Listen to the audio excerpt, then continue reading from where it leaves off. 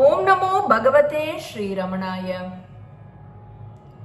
பகவான் ஸ்ரீ ரமண மகர்ஷிகளின் சரித்தம் தொடர்ச்சி.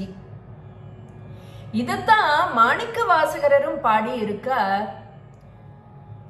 நானேயோ தவம் செய்தேன், சிவாய நமயன பெற்றேன். நானேயோ தவம் செய்தேன், சிவாய நமயன பெற்றேன். சிவாய நமயன பெற்றேன்.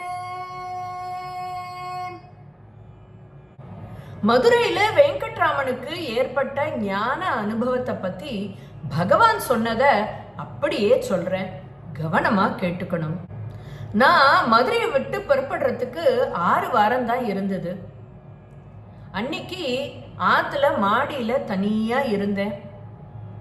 உடம்பு நன்னா திடமா இருந்தது, எந்த விதமான நோயும் இல்லை. திடீர்னு எனக்கு ஒரு விதமான மரண பயம் ஏற்பட்டது. நான் மரண தருவாயில இருக்கிறதா எனக்கு தோணித்து. ஆத்துல பெரியவா யார்கிட்டயும் இத பத்தி சொல்லல. நானே இதை தீர்த்துக்க தீர்மானிச்சேன்.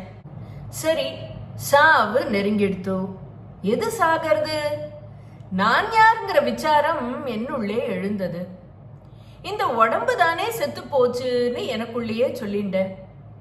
மரண அனுபவம்னா என்னங்கிறத ஏகாகிரமா பாவிச்சு பார்த்தேன். பிணம் போல விரைக்கிறாப்ல கை கால்களை நீட்டி படுத்தேன்.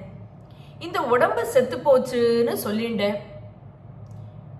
இந்த உடம்ப சுடுகாட்டுல எடுத்துன்னு போய் எரிச்சுடுவா. இந்த உடம்பு சாம்பலா போயிடும். இந்த உடம்பு அழியறதோட நானும் அழிஞ்சுட்டேனா? இந்த உடம்பு தான் நானா?